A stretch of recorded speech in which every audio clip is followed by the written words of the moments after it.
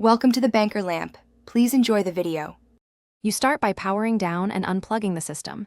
This prevents damage and clears residual charge. Once done, ground yourself with an ESD strap and remove the side panel so you can inspect connections. You should check that the GPU is fully seated in the PCIe slot and that 6/8-pin power leads are secure. Loose seating causes display loss. While you have the case open, remove dust with compressed air and note any blown capacitors or scorched areas before continuing to component-level checks. Next, isolate the fault by swapping parts. Install the GPU in a known good PC or try a different card in your machine. This tells you if the board or system is at fault. Make sure to boot with minimal configuration, one RAM stick and onboard graphics if available, so power and BIOS conflicts are eliminated.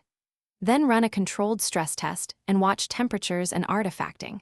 Abnormal heat or visual glitches point to cooling, RAM, or GPU die issues that require further action.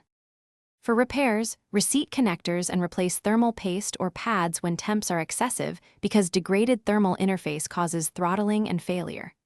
Once cooled and reassembled, update the motherboard BIOS and install the latest GPU drivers.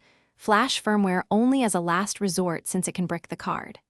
Finally, verify stability with extended testing.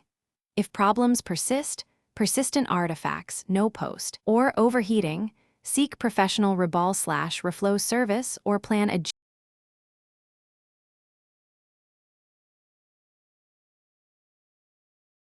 Thanks for watching. If this was helpful, leave a like and consider subscribing. See you next time.